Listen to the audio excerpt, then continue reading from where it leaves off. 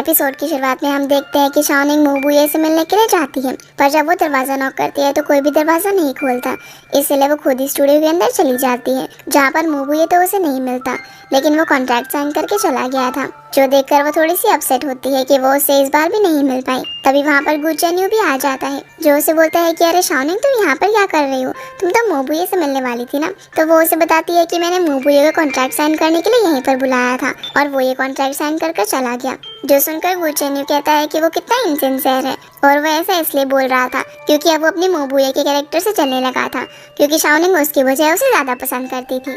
पर शाओनिंग उसे बोलती है कि ऐसा नहीं है, मुबुये ज़रूर से बिजी होगा, इस वजह से वो कॉन्ट्रैक्ट साइन करके चला गया। गु चेन्यू अब शाओनिंग को अपने साथ लंच पर लेकर जाता है, जहाँ लंच करते हुए भी वो काफ़ी बुराई कर रहा था और बोलता है कि मुझे तो ये मुबुये बिल्कुल भी पसंद नहीं आया, उसने तुमसे मिलने का प्रॉमिस तोड़ दिया, क्या तुम्हें उस पर गुस्सा नहीं आ रहा? शाओनिंग बोलती है कि मुझे उस पर गुस्सा क्यों आएगा, वो इस एक्टिंग की दुनिया में मुबुये एक सेलिब्रिटी है और उन्हें काफी सारे काम होते होंगे, पर वो फिर भी हमारे साथ काम करने के लिए मान गए और उन्होंने कॉन्ट्रैक्ट साइन भी कर दिया। तो सुनकर गु चेन्यू कहता है कि तुम कितनी बेवकूफ हो और मुझे क्यों नहीं पता चला कि मुबुये के अंदर इतनी सारी क्वालिटीज है जितना तुम बता रही हो। ये बोलकर वो खुद से और ज्यादा जेलस होने लगता है। फिर हम शिफाई को देखते हैं, जो कि गाना गाते हुए खुद की तारीफ कर रहा होता है और कहता है कि मैं कितना हैंडसम हूँ। फिर वो शाओनिंग की ऑडिशन वाली पोस्ट को रीपोस्ट कर देता है। अगले दिन जब शाओनिंग ऑफिस जाने के लिए निकलती है, तभी वो देखती है कि बाहर शिफाई और गु चेन्यू दोनों ही उसका वेट कर रहे थे।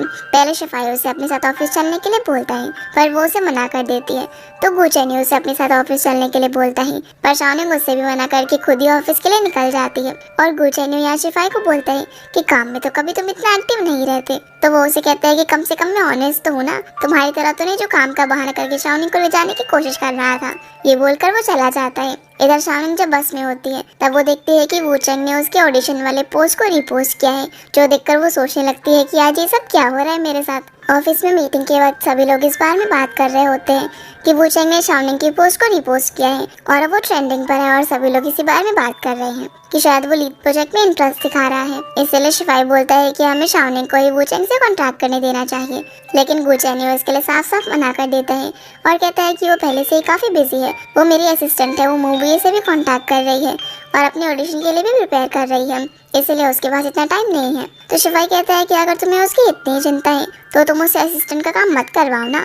गु चेन्यू बोलता है कि इसका फैसला करने के लिए हम शाओनिंग से ही पूछ लेते हैं। तो शाओनिंग कहती है कि वो इन सभी कामों को आसानी से मैनेज कर पा रही है, पर वो वू चेंग के बारे में ज्यादा कुछ नहीं जानती, इसीलिए बेहतर यही होगा कि उससे कांटेक्ट करने के लिए किसी और पर्सन को बोला जाए। अब इन दोनों को शाओनिंग के लिए लड़ता हुआ देखकर यनरेन को काफी गुस्सा आ रहा था और मीटिंग खत्म होने के बाद वुलू उसे पूछती है कि ऑडिशन कितने बजे है, तो वो उसे बता देती है कि 4 बजे। इधर याओ जब घर के अंदर कैक्टस को पानी दे रही होती है, तभी उसके हाथ में वो चुप जाता है और वो सोचती है कि जरूर कुछ बुरा होने वाला है।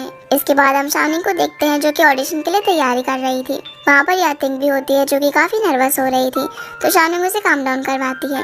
यातिंग उसे बोलती है कि मेरे बाद ना तुम ऑडिशन देने के लिए जाना, जिस पर वो मान जाती है। लेकिन उसी वक्त वहाँ पर लू आ जाती है, जो शाओनिंग को कुछ डॉक्यूमेंट्स देकर बोलती है कि इन डॉक्यूमेंट्स को हमें मिस्टर ली की कंपनी में भेजना है और ये काम बहुत ही अर्जेंट है। शाओनिंग उसे ये करने से मना कर देती है और कहती है कि मेरा ऑडिशन कुछ ही देर में होने वाला है और कंपनी काफी दूर है। पर लू उसे कहते हैं कि चिंता मत करो, तुम ऑडिशन के टाइम तक आ जाओगी और कंपनी का काम तुम्हारे ऑडिशन से ज्यादा जरूरी है, इसलिए जाकर ये डॉक्यूमेंट्स दे दो। इसलिए अब शाओनिंग को जाना ही पड़ता है। शाओनिंग कंपनी पहुंचकर मिस्टर ली को कॉल करती है, पर वो उसे बताते हैं कि वो अभी कंपनी में नहीं है बल्कि पास वाली फैक्ट्री में है, तो वो उन डॉक्यूमेंट्स को वहाँ पर लेकर आ जाए। शाओनिंग जब वहाँ पर जाकर मिस्टर ली को आवाज लगाती है, तब वहाँ पर कोई भी नहीं होता और फैक्ट्री का दरवाजा भी अपने आप ही बंद हो जाता है, जिससे शाओनिंग वहीं पर लॉक हो जाती है। इधर गु चेन्यू जब शाओनिंग को ऑफिस में नहीं देखता, तब वो उसे कॉल करने वाला होता है, लेकिन तभी एक लड़की आकर उसे फाइल चेक करने के लिए बोलती है और ऑडिशन के लिए बुला लेती है। इधर शाओनिंग मिस्टर ली को फिर से कॉल करती है, पर उनका फोन स्विच ऑफ आ रहा था और जब वो लू को कॉल करती है तो वो फोन नहीं उठा रही थी, इसलिए वो काफी परेशान हो जाती है। तभी उसे यातिंग का कॉल आता है, जो उसे बताती है कि उसका ऑडिशन तो हो गया है और वो कहाँ पर है, तो वो उसे लू से बात कराने के लिए बोलती है। फिर जब शाओनिंग की लू से बात होती है, तब वो उसे बोल देती है कि मिस्टर ली का फोन तो स्विच ऑफ आ रहा है और मैं फैक्ट्री के अंदर बंद हो गई हूँ। तो वो उसे बोलती है कि रुको मैं कुछ करती हूँ, पर उसकी पूरी बात सुने बिना ही कॉल कट कर देती है, जिससे बेचारे शाओनिंग काफी परेशान थी। और इधर गु चेन्यू जब ऑडिशन ले रहा होता है, तभी वहाँ पर उसे कुछ लोगों की बातों से पता चलता है कि आज टाइफून आने वाला है, जो सुनकर यनरेन काफी खुश हो रही थी। अब काफी देर कंपनी में इंतजार करने के बाद जब दरवाजा खुलता है तब शाओनिंग फटाफट से वहाँ से बाहर निकलती है और बाहर जाकर टैक्सी लेने की कोशिश करती है, लेकिन उसे एक भी टैक्सी नहीं मिल रही थी। उसी वक्त उसे गुचेन्यू का कॉल आता है जो उसे पूछता है कि तुम कहाँ पर हो और क्या तुम भूल गई कि आज ऑडिशन है। तो शाओनिंग उसे बोलती है कि वो भूली नहीं है और वो एक जगह पर अटक गई है, उसे टैक्सी भी नहीं मिल रही है। गुचेन्यू उसे पूछता है कि तुम कहाँ पर हो, तो वो उसे बता देती है कि वो एक बस स्टॉप पर है। गुचेन्यू अब उसे वहीं पर वेट करने को बोलता है और फटाफट से उसे लेने के लिए जाता है। वो अब उसे अपनी कार में बैठाकर वापस ले जाने लगता है और कहता है कि आइंदा से अगर कोई भी तुम्हें कुछ काम करने के लिए बोले तो पहले मुझे बताना, तुम मेरी असिस्टेंट हो ना कि पूरी कंपनी की। जिस पर शाओनिंग हाँ बोलकर बेहोश हो जाती है क्योंकि बारिश में भीगने की वजह से उसे फीवर हो गया था। इसलिए गुचेन्यू अब उसे हॉस्पिटल लेकर जाता है। घर पर बैठे बैठे याया और टीवी देख रही थी, तभी वो देखती है कि इतनी रात हो गई है पर शाओनिंग अभी तक नहीं आई। इसलिए वो उसे कॉल करती है पर उसका फोन स्विच ऑफ आ रहा था, तो वो उसके बारे में पूछने के लिए गुचेन्यू के घर का दरवाजा नॉक करती है, लेकिन वो भी घर पर नहीं था। इसलिए वो शिफाई के घर का दरवाजा नॉक करती है तो वो दरवाजा खोल देता है। वो उससे पूछती है कि तुम यहाँ क्या कर रहे हो, तो वो कहता है कि भला ये कैसा सवाल है, मैं अपने घर में नहीं होगा तो कहाँ पर होऊंगा। वो उसे बताती है कि शाओनिंग और गुचेन्यू अभी तक नहीं आए हैं, तो मुझे लगा कि तुम सभी लोग कंपनी में देर तक काम कर रहे होंगे। जो सुनकर शिफाई सोचता है कि क्या वो दोनों अभी तक नहीं आए। अब वो सोचने लगता है कि शाओनिंग तो आज कंपनी में आई ही नहीं, ना ही उसने ऑडिशन दिया, और गुचेन्यू भी दोपहर में जल्दी निकल गया था, पर ये दोनों अभी तक घर नहीं पहुंचे, आके चल क्या रहा है। इसलिए वो गुचेन्यू को कॉल लगाता है। इधर गुजब हॉस्पिटल में बैठा हुआ था, तो जैसे ही उसे शिफाई का फोन आता है वो उससे बात करने के लिए बाहर जाता है, जहाँ शिफाई सीधा ही उससे पूछ लेता है कि आखिर तुम और शाओनिंग कहाँ पर हो। वो उसे बता देता है कि शाओनिंग को फीवर है, इसलिए मैं उसे हॉस्पिटल लेकर आया हूँ। अब इससे पहले कि वो आगे कुछ बोल पाता है याओ उससे फोन छीन लेती है और गुचेन्यू को बोलती है कि शाओनिंग अभी तक घर नहीं आई थी ना, इसलिए मुझे चिंता हो रही थी, पर अब वो तुम्हारे साथ है तो मुझे कोई चिंता नहीं है। आज रात के लिए तुम उसका ध्यान रखना। ये बोलकर कॉल कट कर देती है और फिर शिफाई को बाय बोलकर वहाँ से अपने रूम में चली जाती है। इधर गुचेन्यू शाओनिंग की काफी अच्छे से देखभाल कर रहा था और याद करता है कि जब वो दोनों कैफे में जा रहे थे तब शाओनिंग ने उसे बताया था कि उसके फादर की डेथ के बाद वो काफी परेशान रहने लगी और उसे इंसोम्निया हो गया था। उसने अपनी मॉम को भी इस बारे में नहीं बताया क्योंकि वो उन्हें परेशान नहीं करना चाहती थी, पर जब से उसने मुबुए को सुनना चालू किया तब से उसे उसकी आवाज़ काफ़ी पसंद आने लगी और वो हमेशा उसकी आवाज़ को सुनकर रात में सो जाया करती थी, जिससे उसका इंसोम्निया भी ठीक हो गया। इसलिए अब गुचेन्यू उसे और अच्छे से सुलाने के लिए एक रोमांटिक नॉवल की लाइन्स बोलता है ताकि उसकी आवाज़ को सुनकर वो अच्छे से सो जाए। पर ये सब बोलते बोलते वो उसके साथ बिताए हुए मोमेंट्स को याद करता है और फिर उसे किस कर देता है, यानी कि अब वो उसे काफ़ी पसंद करने लग गया था। अगले दिन जैसे ही शाओनिंग की आंख खुलती है तो वो देखती है कि वो हॉस्पिटल में है। वो नर्स से पूछती है कि उसे क्या हुआ था, तो वो उसे बताती है कि तुम्हें फीवर हो गया था और तुम्हारा बॉयफ्रेंड तुम्हें यहाँ पर लेकर आया, जिसने पूरी रात तुम्हारी देखभाल की और सुबह कॉल आने पर चला गया, पर वो तुम्हारे लिए ब्रेकफास्ट भी रख कर गया है और तुम अब ठीक हो तो तुम भी हॉस्पिटल से जा सकती हो। जो सुनकर शाओनिंग कहती है कि बॉयफ्रेंड। इधर हम गुचेन्यू को ऑफिस में देखते हैं जहाँ वो अपने कैबिन में यानरन और लू को बुलाता है और बोलता है कि कल तुमने ही मेरे असिस्टेंट को फाइल डिलीवर करने के लिए भेजा था ना, वो मेरी असिस्टेंट है ना कि पूरी कंपनी की, तो तुमने उसे ये काम करने के लिए क्यों कहा। लू इसके लिए माफ़ी मांगने लगती है और यानरन भी यहाँ पर ऐसे प्रिटेंड करती है जैसे उसे कुछ पता ही ना हो, पर फिर वो उसे बचाने के लिए बोल देती है कि लू मैंने तो तुम्हें वो फाइल भेजने के लिए बोला था ना। तो लू कहती है कि मुझे और कुछ काम आ गया था जिस वजह से मैं काफ़ी बिजी हो गई और मैंने शाओनिंग को भेज दिया। गुचेन्यू बोलते तो फिर वो वहाँ पर लॉक कैसे हो गई और वो मिस्टर ली से कांटेक्ट क्यों नहीं कर पा रही थी जबकि तुम उनसे कांटेक्ट कर पा रही थी। तुम्हारी लापरवाही की वजह से एक एम्प्लॉय हर्ट हुआ है, तो बताओ इसकी रिस्पॉन्सिबिलिटी कौन लेगा। वैसे ये सब कुछ तो यानरन का करा धरा था जिसके अंदर लू ने भी उसका साथ दिया था, इसलिए यानरन उसे बचाने की पूरी कोशिश करती है, लेकिन गुचेन्यू बहुत ज्यादा गुस्से में था और वो उसे निकालने की बात कह रहा था, पर तभी वहाँ पर उसका भाई शियोन आ जाता है और यहाँ मौके का फायदा उठाकर यानरन लू को वहाँ से ले जाती है और गुचेन्यू से बोलती है कि मैं उसे पनिश करूंगी। जब ये दोनों यहाँ से जा रही होती है तभी वहाँ पर शाओनिंग भी आ जाती है। उतने में ही वहाँ पर एक लड़की आती है जो कि गुचेन्यू के भाई शियोन को गू कहकर बुला रही होती है और कहती है कि तुम भला ऐसे कैसे मेरी फीलिंग से खेल सकते हो। पर यानरन उससे बात करने के लिए उसे अपने कैबिन में लेकर जाती है और लोग शाओनिंग से बात करने के लिए उसे नीचे कैफे में लेकर जाती है, जहाँ वो सबसे पहले तो उसे कल की हरकत के लिए माफी मांगती है और कहती है कि तुमने अभी अभी देखा ना एक लड़की आई, वो भी पहले तुम्हारी तरह ही थी और इस ऑफिस में काम करती थी और मिस्टर गू उसे ऐसे ही ट्रीट करते थे जैसे तुम्हें कर रहे हैं, पर देखो बाद में उसका क्या हुआ। उसके जैसे ऐसे यहाँ पर कई लड़कियाँ आती हैं जिन सभी को यनरन संभालती है। वो असल में यहाँ पर उसे इनडायरेक्टली ये कहने की कोशिश कर रही थी कि उसके जैसी लड़कियाँ तो यहाँ पर आती जाती रहती हैं, पर गुचेन्यू की लाइफ में यनरन ही परमानेंट है। लेकिन उसे नहीं पता था कि वो लड़की तो उसके भाई शियोन के लिए आई थी, इसलिए उसे गलतफहमी हो जाती है। इधर शियोन और गुचेन्यू आपस में बात कर रहे होते हैं, जहाँ गुचेन्यू उससे कहता है कि तुम हमेशा लड़कियों को लेकर ट्रबल क्रिएट करते रहते हो, और अगर ऐसा है तो मेरे ऑफिस में मत आया करो, ये काम करने की जगह है। तभी वहाँ पर यनरन भी आ जाती है, जो बोलती है कि वो लड़की चली गई, जिसके लिए शियोन उसे थैंक्स बोलता है क्योंकि उसने बहुत ही जल्दी उससे उसका पीछे छुड़वा दिया था। तो वो उसे यहाँ पर बता देती है कि वो तो सिर्फ पैसों के लिए उसके साथ थी। फिर वो शियोन को साथ में लंच करने के लिए बोल देती है, जिस पर वो मान जाता है और नीचे चला जाता है। तो यनरन गुचेन्यू को बोलती है कि मैंने लू को पनिश कर दिया है, इसलिए तुम अब उसे एक चांस और दे दो। तो गुचेन्यू कहता है कि जैसा तुम्हें ठीक लगे वैसा करो। फिर वो उसे भी साथ में लंच करने को बोलती है, लेकिन जैसे वो यहाँ पर शाओनिंग को आता हुआ देखता है तो वो उसे मना कर देता है, इसलिए यनरन यहाँ से चली जाती है। फिर गुचेन्यू शाओनिंग को अपने कैबिन में बुलाता है, जहाँ पर वो उसे उसकी मदद करने के लिए थैंक यू बोलती है। और यहाँ शाओनिंग को थोड़ा सैड देखकर गुचेन्यू उसे बोलता है कि तुम ऑडिशन में पार्टिसिपेट नहीं कर पाई, इसलिए परेशान मत हो। तो शाओनिंग कहती है कि नहीं मैं परेशान नहीं हूँ, मैंने दूसरे कैरेक्टर्स के लिए प्रैक्टिस करना भी शुरू कर दिया है। हालांकि मेरे सेलेक्ट होने के चांसेस बहुत ही कम है, लेकिन फिर भी मैं ट्राई करूंगी। जिस पर गुचेन्यू उसे गुड लक बोलता है। शाओनिंग अब जब अपना काम कर रही होती है तभी शिफाई उसके पास आकर उसे फ्लावर्स देता है, साथ ही वो उसके लिए कुछ न्यूट्रिशनल चीजें भी लेकर आया था। वो उसे बोलता है कि कल रात भर तुम और गुचेन्यू साथ में थे, पर उसके आगे बोलने से पहले शाओनिंग उसे बता देती है कि गुचेन्यू ने सिर्फ मुझे हॉस्पिटल छोड़ा था और इससे ज्यादा कुछ भी नहीं। जो सुनकर वो थोड़ा रिलीफ फील करता है और उसे बोलता है कि कल तुम्हारा ऑडिशन मिस हो गया ना तो परेशान मत हो, मैं टीम से बात करके तुम्हारे लिए उसे फिर से अरेंज करवा दूंगा। शाओनिंग बोलती है कि इस सब की कोई जरूरत नहीं है, ऑडिशन मेरी गलती की वजह से मिस हुआ है, पर मैं बाकी ऑडिशंस में ज़रूर पार्टिसिपेट करूंगी। वॉइस एक्टर बनना मेरा ड्रीम है, जिसके लिए मुझे किसी शॉर्टकट की ज़रूरत नहीं है। और आप ये फ्लावर्स और सामान भी ले जाइए, आपको मुझे ये सब देना ठीक नहीं लगता। जो सुनकर शिफाई काफ़ी अपसेट होता है और बोलता है कि अगर तुम्हें ये चीज़ें पसंद नहीं तो उन्हें डस्टबिन में फेंक देना, और चला जाता है। शाओनिंग अभी भी काफ़ी सैड थी, जिसे इस तरह देखकर गुचेन्यू उसे मुबुए बनकर मैसेज करता है और कहता है कि मैंने फर्स्ट रिकॉर्डिंग कंप्लीट करके तुम्हें भेज दिया है। जो सुनकर शाओनिंग काफ़ी खुश हो जाती है और गुचेन्यू के पास आकर उसे बताती है कि मुबुए ने पहली रिकॉर्डिंग करके भेज दी है, जो कि मैंने आपको मेल पर सेंड की है। तो गुचेन्यू उसे एक फीडबैक लिखने के लिए बोलता है, इसलिए शाओनिंग उसे रिप्लाई करती है कि मैंने आपकी भेजी हुई रिकॉर्डिंग अपने बॉस को भेज दी है। तो मुबुए भी उससे आगे बात करते हुए बोलता है कि तुम्हारी कंपनी में तो इंटरव्यूज चल रहे हैं, तो तुम उसमें पार्टिसिपेट क्यों नहीं करती।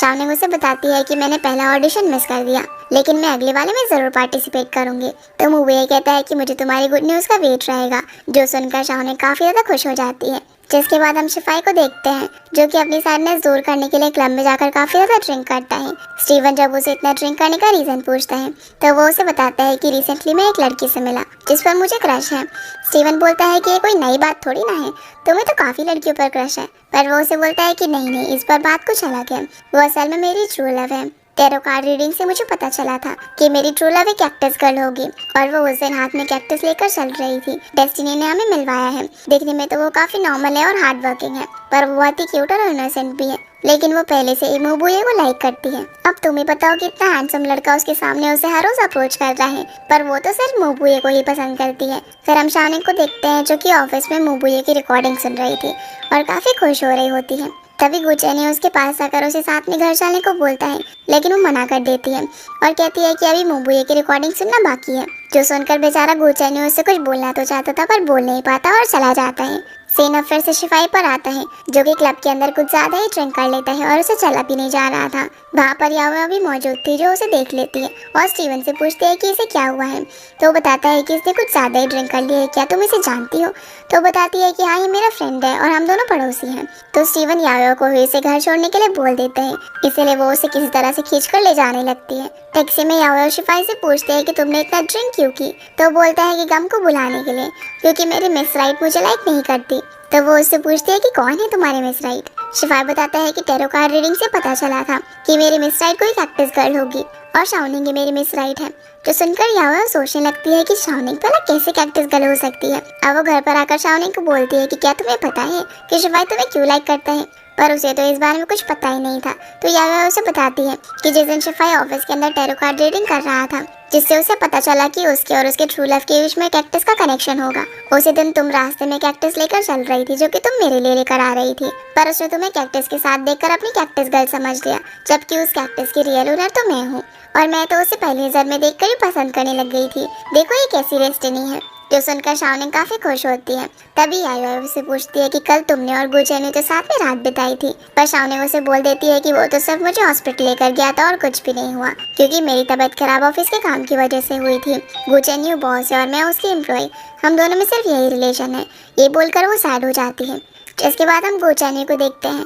वो भी परेशान होकर क्लब के अंदर ड्रिंक करने के लिए जाता है, जिसे देखकर स्टीवन बोलता है कि तुम दोनों ने क्या एक एक करके यहाँ पर ड्रिंक करने का अपॉइंटमेंट लिया हुआ है। जो सुनकर उसे पता चल जाता है कि यहाँ पर शिफाई भी आया था। फिर गुचेन यहाँ पर उसे बताने लगता है कि मैं एक लड़की को पसंद करता हूँ जो कि मेरे ही ऑफिस में है। वो बहुत ही इनोसेंट, हार्डवर्किंग और क्यूट है, पर कभी कभी स्टूपिड भी लगती है। जो सुनकर स्टीवन सोचने लगता है कि यार ये सब तो सुना सुना लग रहा है, पर फिर वो उसे बता देता है कि वो किसी और को लाइक करती है। तो स्टीवन कहता है कि वो बंदा मोबू ये है ना। तो गुचेन कहता है कि हाँ, पर तुम्हें इस बारे में कैसे पता। तो स्टीवन कहता है कि क्योंकि मैं ये सब दूसरी बार सुन रहा हूँ। फिर वो उसे बोलता है कि यार मोबू ये तो तुम ही हो ना, तो तुम खुद से क्यों लड़ाई कर रहे हो। तो बहुत ही इंटरेस्टिंग हो गया। गुचेन उसे बताता है कि वो मोबुए को तो पसंद करती है, लेकिन शायद वो मुझे मोबुए के रूप में पसंद ना करे। और एक गर्ल फैन का ना कुछ समझ में भी नहीं आता, इनके लिए हमेशा इनका आइडल ही राइट होता है। जिस पर स्टीवन कहता है कि यार तुम दोनों एक ही तो इंसान हो, सिर्फ नाम का ही अंतर है, तो इसमें इतना परेशान होने वाली कौन सी बात है। अगर तुम उसे लाइक करते हो तो जाकर बता दो कि तुम उसे पसंद करते हो, और वो तो तुम्हें पहले से ही पसंद करती है, तो काम और आसान हो जाएगा। जिस पर गुचेन ने कुछ सोचने लगता है। अगले दिन ऑफिस में सभी लोग मूवी की रिकॉर्डिंग सुनते हैं, जो कि सभी लोगों को काफी पसंद आती है। और शिवाई भी यहाँ पर शाओनिंग को गुड जॉब बोलता है, जिसके लिए शाओनिंग उसे थैंक्स भी बोलती है। फिर गुचेन शाओनिंग को मोबुए से फेस टू फेस मिलने के लिए बोलता है। तो शाओनिंग बताती है कि वो 2 बार ऑलरेडी उससे फेस टू फेस मिलने की कोशिश कर चुकी है, लेकिन वो उससे नहीं मिल पाई, इसलिए शायद वो फेस टू फेस मिलना नहीं चाहता। पर गुचेन उसे फिर से कोशिश करने के लिए बोलता है और बोलता है कि फेस टू फेस बात करने से काफी सारी चीजें क्लियर हो सकती है, जिस पर शाओनिंग भी मान जाती है। येनरेन भी यहाँ पर सेकंड फीमेल लीड के लिए तांगशियो को रिकमेंड करती है। तो गुचेन उसे मिलने का बोलकर मीटिंग खत्म करता है। जिसके बाद शाओनिंग मोबुए को मैसेज लिखती है कि पहली रिकॉर्डिंग काफी अच्छी थी और मेरी कंपनी चाहती है कि मैं आपसे फेस टू फेस मिलूं, ताकि हम और भी काफ़ी चीज़ों को क्लियर कर सकें। जिस पर वो मान जाता है और उसे रात में 8 बजे एक कैफ़े में मिलने के लिए बुलाता है। जो सुनकर शाओनिंग काफ़ी खुश हो जाती है, जिसे खुश देखकर गुचेन भी काफ़ी खुश था, और यहाँ शाओनिंग ने उसके लिए गिफ्ट भी प्रिपेयर किया हुआ था। रात में शाओनिंग जब उसका कैफ़े में इंतजार कर रही होती है, तो जैसे ही वहाँ पर मोबुए आता है, शाओनिंग उसे देखकर एकदम हैरान रह जाती है। शाओनिंग उसे बैठने के लिए बोलती है और काफ़ी नर्वस हो रही थी। फिर वो उसे अपना गिफ्ट देती है और कहती है कि मैंने 4 साल पहले आपको सुनना शुरू किया था, मैं आपकी बहुत ही बड़ी फ़ैन हूँ और मेरी तरफ से आपको ये गिफ्ट। गुचेन बोलता है कि मुझे पता है कि तुम मुझे 4 सालों से फॉलो करती हो और तुमने मुझे इतने टाइम में जो भी मैसेजेस करे हैं मैंने वो सारे पढ़े हैं, मैं तुम्हारी फीलिंग्स को अच्छे से समझ गया हूँ। पर उसके आगे कुछ बोलने से पहले शाओनिंग उसे रोक देती है और बोलती है कि मैं सिर्फ आपसे कंपनी की तरफ से मिलना चाहती थी, ताकि हम काम के बारे में बात कर सके, इसके अलावा और कुछ भी नहीं है। मोबुए कहता है कि तुमने इतने सालों में मुझसे काफ़ी सारी बातें शेयर की हैं, जो कि मेरे दिल को छू गई हैं, और तुम मुझे पसंद करती हो ना। पर शाओनिंग उसे रोक देती है और बोलती है कि नहीं, ऐसा नहीं है, मैं आपको पसंद तो बहुत करती हूँ, लेकिन सिर्फ एक आइडल के तौर पर। आगे वो उसे बताती है कि असल में मैं किसी और को पसंद करती हूँ, पता नहीं वो मुझे पसंद करेगा भी या फिर नहीं। वो थोड़ा कोल्ड किस्म का इंसान है और हम दोनों एक ही जगह पर काम करते हैं, जहाँ पर हमारे बीच में सिर्फ एक ग्लास का फर्क है, लेकिन रियल में देखा जाए तो हम दोनों के बीच में काफ़ी अंतर है। मैं अपनी ये सारी फीलिंग्स मैसेज के जरिए आपको काफ़ी टाइम से बताना चाहती थी, लेकिन मैंने सोचा भी नहीं था कि कभी मैं आपको फेस टू फेस ये सारी चीज़ें बताऊंगी। ये सब बोलकर वो सैड हो जाती है। गुचेन अब जैसे उसके सामने अपने गॉगल्स और मास्क हटाता है, तो वो उसे देखकर हैरान रह जाती है। गुचेन उसे बताता है कि मैं ही मोबुए हूँ, और इससे पहले कि वो उसे बता पाता कि मैं तुम्हें पसंद करता हूँ, शाओनिंग अब खड़ी हो जाती है और जोर से चिल्लाकर कहती है कि गुचेन, क्या तुम्हें मजाक लग रहा है? तुमने ये सब करके मुझे बेवकूफ़ बनाया, और गुस्से में वहाँ से चली जाती है।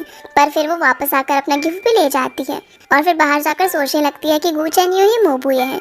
मैंने 4 साल से जो भी मैसेजेस मोबुए को किए थे वो सारे गुचेन ने पढ़े, और उसने मुझे जानबूझकर 2 बार वेट कराया और मेरे सामने डम होने की कोशिश करी। गुचेन ने तो सच में मुझे बेवकूफ़ बना दिया, और मैंने तो एक जोकर की तरह उसके सामने अपनी फीलिंग्स भी कन्फेस कर दी। पर तभी वो सोचती है कि क्या मैंने अभी अभी अपनी प्रिंस चार्मिंग को डम कर दिया, और फिर जोर से कहती है कि हे भगवान, मैंने अभी अभी अपनी प्रिंस चार्मिंग पर गुस्सा किया। शाओनिंग अब जब सैड होकर घर पहुंचती है तो यायो उससे पूछती है कि अब तुम्हें क्या हुआ, क्या तुम्हें अपना प्रिंस चार्मिंग पसंद नहीं आया। पहले तो शाओनिंग हाँ में सर हिलाती है और फिर ना में, जिसका ऐसा रिएक्शन देखकर यायो कहती है कि तुमने तो कहा था ना कि चाहे वो कैसा भी दिखता हो मैं उसे पसंद करूंगी, पर तुम्हारे रिएक्शन से मैं समझ सकती हूँ कि वो ना जरूर बहुत ही अगली दिखता होगा, पर कोई बात नहीं। शाओनिंग उससे पूछती है कि अगर एक लड़का किसी लड़की के सामने कोई और बनने का प्रिटेंड करे तो इस सब का क्या मतलब हो सकता है। याओ बताती है कि या तो वो लड़का तुम्हें बहुत पसंद करता है या फिर तुमसे नफरत करता है। जिसके बाद हम गुचेन्यू को देखते हैं जो सोच रहा होता है कि मैं उसका आइडल हूँ और वो मुझे ही लाइक करती है, तो भला वो गुस्सा क्यों हो रही थी। और वो मोबुए को नहीं बल्कि गुचेन्यू को लाइक करती है जो कि मैं हूँ, तो फिर भी वो गुस्सा किस बात पे हो उसे ये बिल्कुल भी समझ नहीं आ रहा था। इधर शाओनिंग उस सब के बारे में सोच रही होती है जब वो गुचेन्यू से पहली बार मिली थी और उसे पता चल जाता है कि गुचेन्यू को ये लगा होगा कि उसे उसका सीक्रेट ये पता है कि वो मोबुए है। फिर वो अपने पुराने मैसेज पढ़ती है जो कि उसने मोबुए को किए हुए थे और फिर सोचती है कि यार मैं कितनी बेवकूफ हूँ, मैं भला उससे ऐसी बातें कैसे कर सकती हूँ, जिस वजह से वो काफी एम्बैरेस फील कर रही थी। अगले दिन ऑफिस के अंदर दोनों ही काफी ऑकवर्ड होते हैं, पर गुचेन्यू उस लीफ को निकालता है जो कि उसने शाओनिंग के कपड़ों से निकालकर फ्रेम कर दी थी और फिर शाओनिंग को अपने कैबिन में बुलाकर उसे कल के बारे में बात करना चाहता था।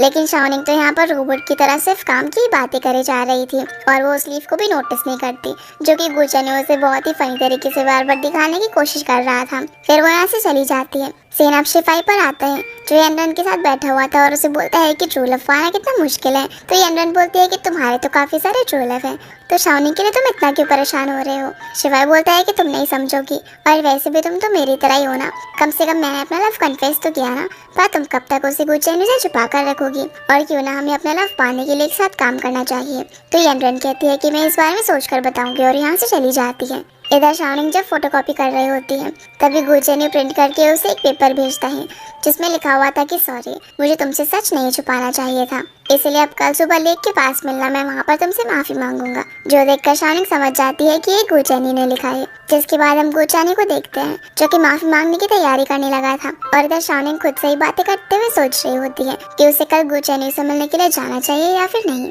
उसका एक मन कह रहा होता है कि उसे जाना चाहिए क्योंकि वो तो दोनों को ही पसंद करती है, पर एक मन कहता है कि नहीं, उसे नहीं जाना चाहिए क्योंकि अगर वो उसे इतनी जल्दी माफ कर देगी तो उसे अभी से बिगाड़ देगी, इसीलिए उसे नहीं जाना चाहिए। तो वो सोच लेती है कि वो कल नहीं जाएगी, पर फिर वो अगले दिन पहुंच जाती है और सोचने लगती है कि पहले देखते हैं कि गुचेन्यू कैसे माफी मांगता है। शाओनिंग अब साइन बोर्ड फॉलो करते करते आगे बढ़ती है और गुचेन्यू भी अपनी आवाज से उसे गाइड कर रहा था क्योंकि वो कैमरा की मदद से उसे देख रहा था। आगे जाने पर शाओनिंग को येलो फ्लावर का एक बुके मिलता है जो कि उसका फेवरेट था। गुचेन्यू बोलता है कि मैंने फर्स्ट मीट में तुम्हारी फोटोज खराब कर दी थी ना, उसके लिए सॉरी। और इस बुके के साथ उसने अपनी काफी सारी साइन की हुई फोटोज भी लगाई हुई थी जो देखकर शाओनिंग कहती है कि ये तो बहुत ही सिंसियर है। फिर वो और आगे बढ़ती है जहाँ पर उसे एक टेडी बेयर मिलता है और थोड़ा और आगे जाने पर गुचेन्यू उसे मिल जाता है जो उसे बताता है कि मैं गुचेन्यू हूँ और मैं ही मोबुए भी हूँ, मैंने तुम्हारे साथ जो भी किया उसके लिए मुझे माफ कर दो।